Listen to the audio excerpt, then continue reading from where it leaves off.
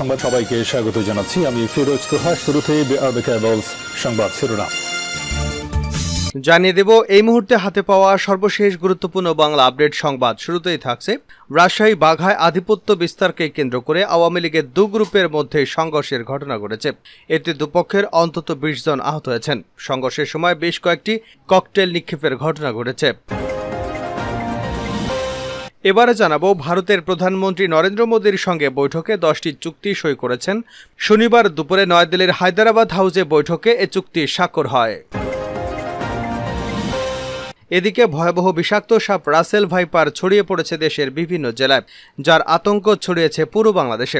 বিষয়টি নিয়ে নড়ে চড়ে বসেছে স্বাস্থ্য মন্ত্রণালয় সহ এ সম্পর্কিত অধিদপ্তরগুলো। এবার বিষয়টি নিয়ে কিছুটা স্বস্তির সংবাদ দিয়েছেন স্বাস্থ্যমন্ত্রী ডক্টর সামন্তলাল সেন। জানিয়ে দেব সিসিইউতে নিবিড় পর্যবেক্ষণে বেগম খালেদা জিয়া দোয়া কামনা। শারীরিক অবস্থার অবনতি হওয়ায় সাবেক প্রধানমন্ত্রী ও বিএনপি চেয়ারপারসন খালেদা জিয়াকে রাজধানীর এভারকেয়ার হাসপাতালে ভর্তি করা হয়েছে। জানিয়ে দেব কক্সবাজারের টেকনাফ সীমান্তে রাতভর মিয়ানমারের রাখাইন রাজ্যে আরাকান আর্মি এবং সশস্ত্র বাহিনীর মধ্যে সংঘর্ষে মর্টার শেল এবং গুলির শব্দ শোনা গেছে। এতে সীমান্তবর্তী এলাকায় বসবাসকারী বাংলাদেশিদের মাঝে ভীতি ছড়িয়ে পড়েছে। এবং সর্বশেষ জানাবো আন্তর্জাতিক সংবাদ। ইউক্রেনের বিদ্যুৎ অবকাঠামোতে ব্যাপক হামলা রাশিয়ার।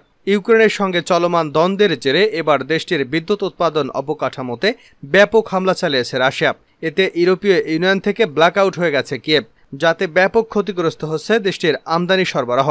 এতক্ষণ শিরোনাম শুনছিলেন, এবার বিস্তারিত। প্রিয় দর্শক, আপনি যদি এই চ্যানেলে নতুন হয়ে থাকেন, ভিডিওটি দেখতে দেখতে চ্যানেলটি সাবস্ক্রাইব করে আমাদের সঙ্গে থাকুন। আর এই ভিডিও সম্পর্কে আপনি আপনার মূল্যবান মতামতটি কমেন্ট বক্সে জানিয়ে দিন। আর হ্যাঁ প্রিয় দর্শক, জানিয়ে দিন ভিডিওটি কোথা থেকে দেখছেন। রাজশাহীতে আওয়ামী লীগের দু গ্রুপের সংঘর্ষে আহত ২০। রাজশাহীর বাঘায় আধিপত্য বিস্তারকে কেন্দ্র করে আওয়ামী লীগের দু গ্রুপের মধ্যে সংঘর্ষের ঘটনা ঘটেছে। এতে দুপক্ষের অন্তত ২০ জন আহত হয়েছেন। সংঘর্ষের সময় বেশ কয়েকটি ককটেল নিক্ষেপের ঘটনাও ঘটে। শনিবার সকাল 10:30টার দিকে বাঘা উপজেলা পরিষদের সামনে সংঘর্ষের ঘটনা ঘটে। মূলত একই স্থানে মানববন্ধন ডাকার কারণে এই সংঘর্ষের ঘটনা ঘটেছে বলে নেতাকর্মীরা দাবি করেছেন। আওয়ামী লীগের দুপক্ষের সংঘর্ষের সময় এলাকায় চরম উত্তেজনা দেখা দেয়। এ সময় পরিস্থিতি নিয়ন্ত্রণে আনতে পুলিশ বেশ কয়েকটি ফাঁকা গুলি ছোড়ে। পরে ঘটনাস্থলে অতিরিক্ত পুলিশ মোতায়েন করা হয়। তবে এখনও বাঘা উপজেলা পরিষদ চত্বর সহ আশপাশের এলাকায় চরম উত্তেজনা বিরাজ করছে। আহতদের মধ্যে আশঙ্কাজনক অবস্থায় দুজনকে রাজশাহী মেডিকেল কলেজ হাসপাতালে ভর্তি করা হয়েছে।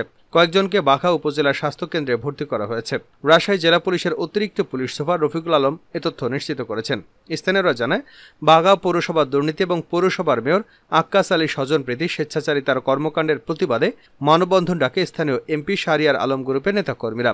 অপরপক্ষ পৌর মেয়র আক্কাস আলী গ্রুপের নেতাকর্মীরা সাব রেজিস্ট্রারি অফিসের সামনে দলিল লেখক সমিতির নামে জমি ক্রেতার কাছ থেকে জোরপূর্বক অতিরিক্ত টাকা আদায়ের প্রতিবাদে বিক্ষোভ মিছিল এবং সমাবেশ ডাকেন।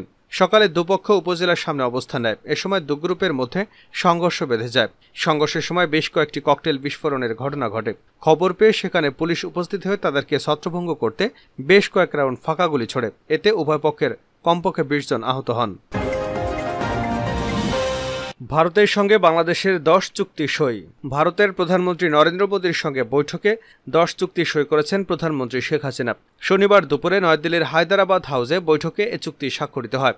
যে 10টি চুক্তি স্বাক্ষরিত হয় সেগুলো হচ্ছে: 1. Bangladesh Bharat digital partnership, 2.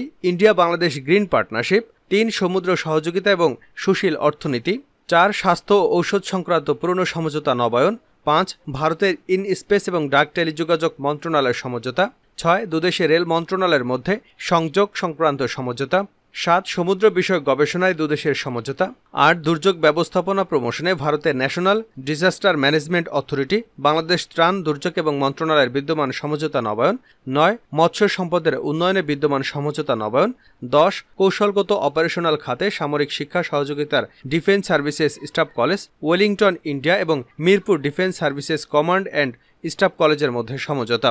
এর আগে দিল্লির স্থানীয় সময় 9টার দিকে ভারতের রাষ্ট্রপতি ভবনে যান শেখ হাসিনা। সেখানে তাকে রাজকীয় সংবর্ধনা ও গার্ড অব অনার দেওয়া হয়। এরপর শেখ হাসিনার ভারতের প্রধানমন্ত্রী নরেন্দ্র মোদী সহ দেশটির মন্ত্রী এবং পদস্থ কর্মকর্তাদের সঙ্গে কুশল বিনিময় করেন। এ সময় ভারতের প্রধানমন্ত্রী নরেন্দ্র মোদীও সেখানে উপস্থিত বাংলাদেশি কর্মকর্তাদের সঙ্গে কুশল বিনিময় করেন। দুপুরে হায়দ্রাবাদ হাউসে শেখ হাসিনার সম্মানে ভারতের প্রধানমন্ত্রী নরেন্দ্র মোদী দেওয়া মধ্যাহ্নভোজের অংশ নেন। বিকেলে ভারতের উপপররাষ্ট্রমন্ত্রী জগদীপ ধনখড়ের কার্যালয়ে যান প্রধানমন্ত্রী শেখ হাসিনা। এরপর তিনি পুনরায় ভারতের রাষ্ট্রপতি ভবনে যাবেন। সেখানে ভারতের রাষ্ট্রপতি দ্রৌপদী মুর্মুর সঙ্গে একান্ত সাক্ষাৎ করবেন। রাসেল ভাইপার নিয়ে সুখবর দিলেন স্বাস্থ্যমন্ত্রী। ভয়াবহ বিষাক্ত সাপ রাসেল ভাইপার ছড়িয়েছে দেশের বিভিন্ন জেলায়, যার আতঙ্ক ছড়িয়েছে পুরো বাংলাদেশে। বিষয়টি নিয়ে নড়েচড়ে বসেছে স্বাস্থ্য মন্ত্রণালয় সহ এ সম্পর্কিত অধিদপ্তরগুলো। এবার বিষয়টি নিয়ে কিছুটা স্বস্তির সংবাদ দিয়েছেন স্বাস্থ্যমন্ত্রী ডাক্তার সামন্তলাল সেন। তিনি বলেছেন, আতঙ্কিত হবে না, রাসেল ভাইপার যে অ্যান্টিভেনম সেটা আমাদের হাসপাতালগুলোতে পর্যাপ্ত মজুদ আছে। আমি পরিষ্কার নির্দেশনা দিয়েছি, কোনো অবস্থাতেই অ্যান্টিভেনমের ঘাটতি থাকা যাবে না। শনিবার সকাল 10টার দিকে অনলাইন প্ল্যাটফর্ম জুমে অনুষ্ঠিত এক সভায় স্বাস্থ্যমন্ত্রী একথা বলেন। সভায় সারা দেশের সিভিল সার্জন, পরিবার পরিকল্পনা কর্মকর্তা, বিভাগীয় পরিচালক, মেডিকেল কলেজ হাসপাতালের পরিচালক সহ দেশের সমগ্র স্বাস্থ্য বিভাগের কর্মকর্তারা অংশগ্রহণ করেন। সভায় স্বাস্থ্যমন্ত্রী দেশের সমগ্র হাসপাতালে পর্যাপ্ত অ্যান্টিভেনম মজুদ রাখার এবং কোনো অবস্থাতেই অ্যান্টিভেনমের স্টক খালি না থাকার পরামর্শ দেন।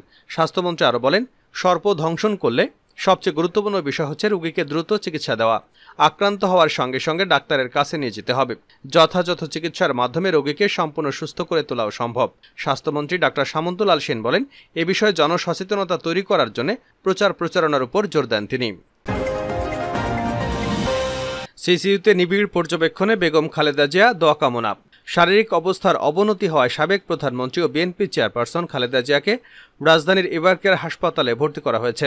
সেখানে সিসিইউতে নিবিড় পর্যবেক্ষণে রেখে তার চিকিৎসা দেওয়া হচ্ছে। এমনটাই জানিয়েছেন বিএনপির চেয়ারপারসনের ব্যক্তিগত চিকিৎসক ও দলের ভাইস চেয়ারম্যান অধ্যাপক ডাক্তার এজেডএম জাহিদ হোসেন। তিনি বিএনপি চেয়ারপারসনের জন্য দোয়া চেয়েছেন। শুক্রবার জরুরি ভিত্তিতে রাত 3টার দিকে তাকে হাসপাতালে নেওয়া হয়।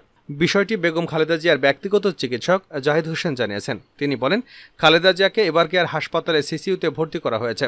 শ্বাসকষ্ট বেড়ে যাওয়ায় রাত 3টার দিকে তাকে অ্যাম্বুলেন্সে হাসপাতালে আনা হয়। শেষ করছে আন্তর্জাতিক সংবাদ দিয়ে। ইউক্রেনের বিদ্যুৎ অবকাঠামোতে ভয়াবহ মিসাইল হামলা রাশিয়ার। ইউক্রেনের সঙ্গে চলমান দ্বন্দ্বের জেরে এবার দেশটির বিদ্যুৎ উৎপাদন অবকাঠামোতে ব্যাপক হামলা চালিয়েছে রাশিয়া। এতে ইউরোপীয় ইউনিয়ন থেকে ব্ল্যাক আউট হয়ে গেছে কিয়েভ, যাতে বাধ্যগ্রস্ত হচ্ছে দেশটির আমদানি সরবরাহ।